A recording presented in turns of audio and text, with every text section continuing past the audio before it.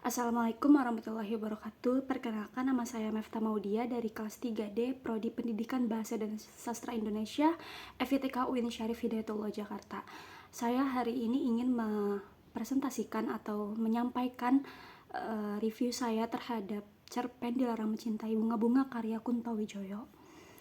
Oke, jadi identitas cerpen ini yang pertama, judul cerpen Dilarang Mencintai Bunga-Bunga, pengarang dari Kunto Wijoyo, penerbit Bentang atau Balai Pustaka tergantung edisi.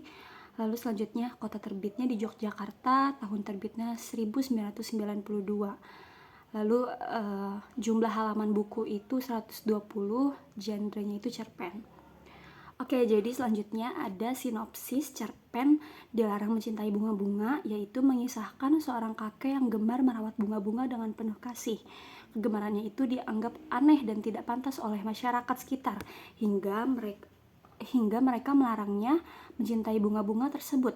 Meskipun mendapatkan tekanan sosial, kakek tetap setia pada kecintaannya. Karena bagi dirinya merawat bunga adalah sumber ketenangan dan bentuk penghayatan spiritual. Selain itu, ada seorang anak yang ikut gemar melihat bunga-bunga yang dijadikannya sebagai filosofis dari kehidupan. Selanjutnya itu ada penokohan. Yang pertama itu ada tokoh buyung atau tokoh anak.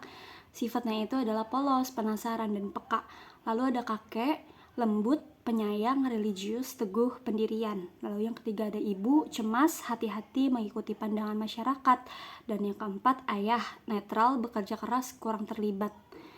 Tetapi ayah juga kadang muncul untuk melarang si buyung atau anak ini itu untuk ikut mencintai bunga-bunganya si kakek.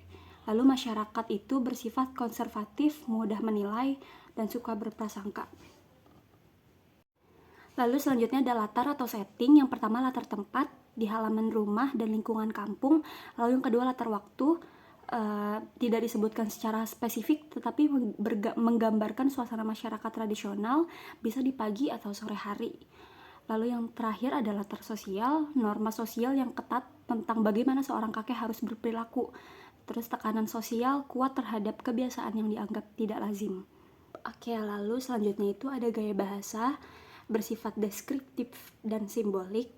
Kunto Wijoyo menggunakan kalimat-kalimat puitis untuk menggambarkan bunga dan perasaan tokoh. Selanjutnya ada kritik sosial yang disampaikan secara halus melalui metafora bunga sebagai lambang kedamaian dan spiritualitas.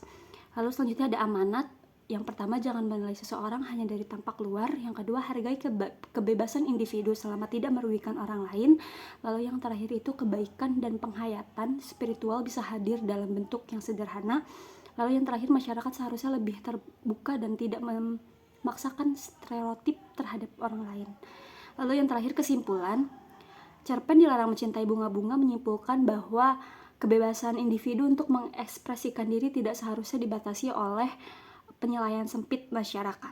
Melalui tokoh kakek, cerita ini menegaskan bahwa kebaikan dan penghayatan spiritual bisa hadir dalam bentuk sederhana seperti merawat bunga. Tekanan sosial yang tidak memahami makna sebenarnya justru menunjukkan bahwa masyarakat perlu lebih terbuka, bijak, dan menghargai pilihan orang lain selama tidak merugikan siapapun.